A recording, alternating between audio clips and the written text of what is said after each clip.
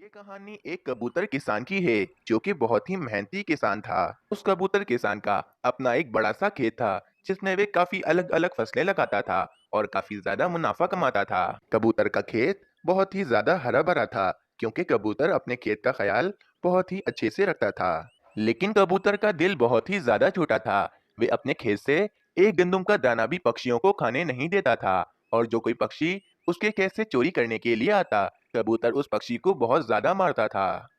मेरा खेत कितना हरा भरा है। ये सब कुछ मेरी मेहनत करने की वजह से हुआ है। आज मेरा खेत इतना ज्यादा हरा भरा है और मेरे खेत में तरह तरह की फसलें भी लगी हुई हैं। लेकिन मैं अपनी फसल का एक दाना भी पक्षियों को खाने नहीं दूंगा, क्योंकि ये फसल मेरी है। मैं अपनी फसल का एक भी दाना पक्षियों को मुफ्त में क्यों खिलाऊं? अब तो मेरा खेत पहले से भी ज्यादा हरा भरा हो गया है। अब मुझे पहले से भी ज्यादा अपने खेत की रखवाली करनी होगी। उस कबूतर के पास हर समय एक डंडी हुआ करती थी।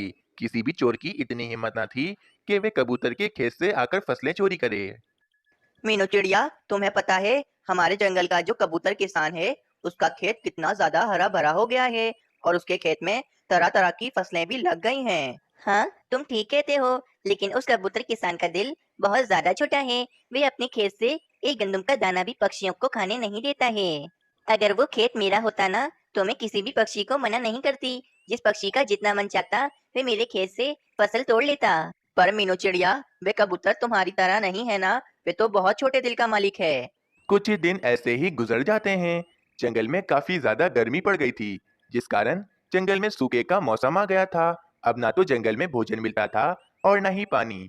जंगल के पक्षी भी बहुत ज्यादा परेशान आ गए थे क्योंकि उन पक्षियों को भोजन ना मिलने की वजह से एक एक दो दो दिन भूखे रहना पड़ता था। और तो और जंगल में गर्मियां भी बहुत ज्यादा थीं। इस कारण पक्षी और भी ज्यादा परेशान हो गए थे। लेकिन कबूतर के खेत को इस गर्मी के कारण जर्रा भर भी फर्क नहीं पड़ा था, बल्कि कबूतर का खेत तो और भी ज्यादा हरा भरा हो गया था। जंगल में सूखे का मौसम चल रहा है। पक्षी भूख के कारण मर रहे हैं और मेरा खेत तो एकदम हरा भरा है, क्योंकि मैं अपने खेत का इतना ख्याल जो रखता हूँ। लेकिन कुछ भी हो जाए, मैं अपने खेत की फसल पक्षियों को नहीं दूंगा, चाहे वे भूख से मर ही क्यों ना जाएं। उस कबूतर को तो सिर्फ अपने खेत की ही चिंता थी, पक्षियों की तो उसे बिल्कुल भी चिंता नहीं थी। मीनू चिड़िया, मैं 2 दिन से भूखा हूँ। मैंने 2 दिन से कुछ भी नहीं खाया है। अब अगर मैंने आज कुछ न खाया तो मैं इस भूख के कारण मर जाऊंगा। तुम कुछ करो, मुझे बहुत भूख लग रही है।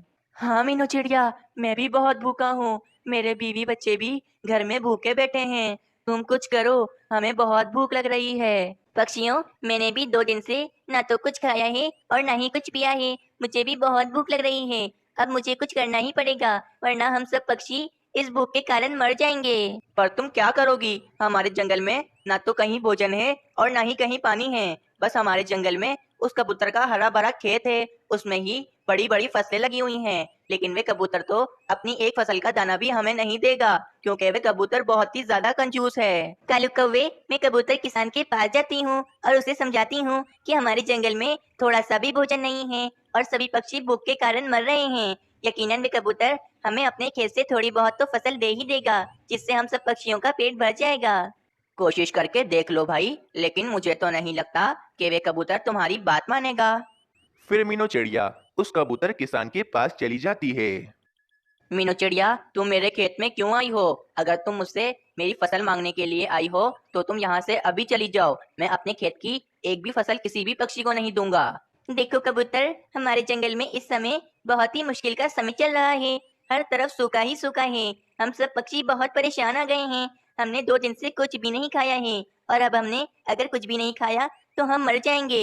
कृपया करके कबूतर, हमें कुछ भोजन दे दो, वरना हम सब पक्षी भूख के कारण मर जाएंगे। वैसे भी कुछ ही दिनों में बारिशें हो जाएंगी और बारिशों के बाद तो सूखे का मौसम चला जाएगा और हमारे जंगल में हर तरफ भोजन ही भोजन होगा। मीनू चिड़िया, मैंने तुम्हें कह दिया ना कि मैं अपने खेत से एक भी फसल तुम्हें नहीं दूंगा, मतलब नहीं दूंगा। तुम यहाँ से चली जाओ, वरना मुझे मजबूरन इस डंडी से तुम्हें मारकर यहाँ से भगाना होगा।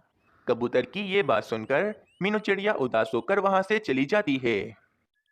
मीनू चिड़िया, क्या हुआ? कबूतर किसान ने तुम्हें भोजन दिया या फिर नहीं? हाँ मीनू चिड़िया, बताओ, तुम चुप क्यों हो? उस कबूतर किसान ने तुम्हें भोजन दिया भी है या नहीं? नहीं दिया उस कबूतर किसान ने मुझे भोजन। उस कबूतर किसान का दिल तो बहुत छोटा है। अब मुझे यकीन हो गया है कि वे कबूतर किसान हमें कभी भी अपने खेत की फसल नहीं देगा। ये तो मैंने तुम्हें पहले ही बोला था, लेकिन तुमने मेरी बात ही ना मानी और तुम चली गई उस कबूतर किसान के पास। देखो पक्षियों, अब हमारे पास सिर्फ और सिर्फ एक ही हल है कि हमें इस जंगल को छोड़कर हमारे बराबर वाले जंगल में चले जाना चाहिए, क्योंकि उस जंगल में सूखे का मौसम नहीं आया है और उस जंगल में हर तरफ भोजन ही भोजन है। हम सब पक्षी कुछ समय के लिए उस जंगल में चले जाते हैं। जब इस जंगल से सूखे का मौसम खत्म हो जाएगा तो हम सब पक्षी वापस अपने जंगल में आ जाएंगे। हाँ मीनू चिड़िया, ये ठीक रहेगा। हम सब पक्षी आज ही दूसरे जंगल जाने के लिए निकल जाते हैं। ये कहकर जंगल के सभी पक्षी दूसरे जंगल जाने के लिए निकल जाते हैं। जंगल के सभी पक्षी दूसरे जंगल में आ जाते हैं और वहां पर एक विशाल पेड़ पर अपने अपने घोंसले बनाकर रहने लगते हैं। उस जंगल में भोजन भी था और पानी भी था, इसीलिए पक्षियों को किसी भी चीज की कोई समस्या नहीं थी। दूसरी तरफ जिस जंगल में सूखे का मौसम आया हुआ था, उस जंगल में एक दिन काले काले बादल छा जाते हैं और जोरों शोर से बारिश शुरू हो जाती है। कबूतर किसान बारिश को देखकर बहुत ज्यादा खुश था, क्योंकि उसे ऐसा लग रहा था कि इस बारिश की वजह से उसकी फसलें और भी ज्यादा बढ़ जाएंगी। बारिश तो रुकने का नाम ही नहीं ले रही थी।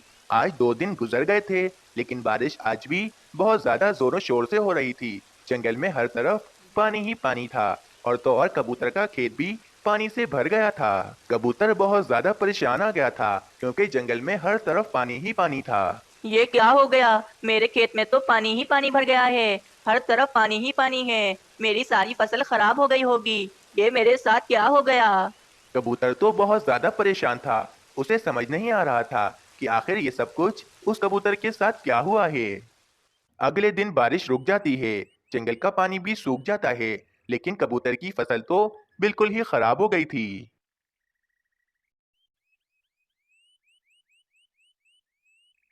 मेरी फसल तो बिल्कुल खराब हो गई है। मैं अब क्या खाऊंगा? मेरे पास तो अब खाने के लिए एक भोजन का दाना भी नहीं बचा है।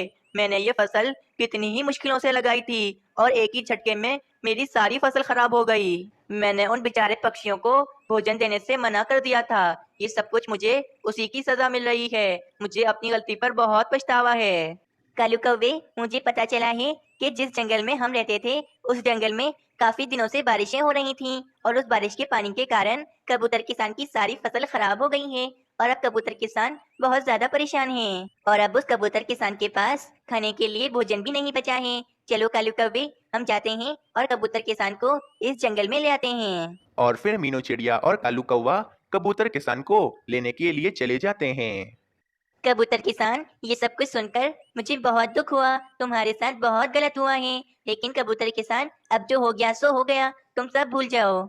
हाँ कबूतर किसान, मुझे पता है कि तुम्हारे पास खाने के लिए भोजन नहीं है। तुम हमारे जंगल चलो। हमारे जंगल में हर तरफ भोजन ही भोजन है। तुम वहाँ पर आराम से रहना। मीनू चिड़िया, कालू कौवे, मुझे माफ कर दो।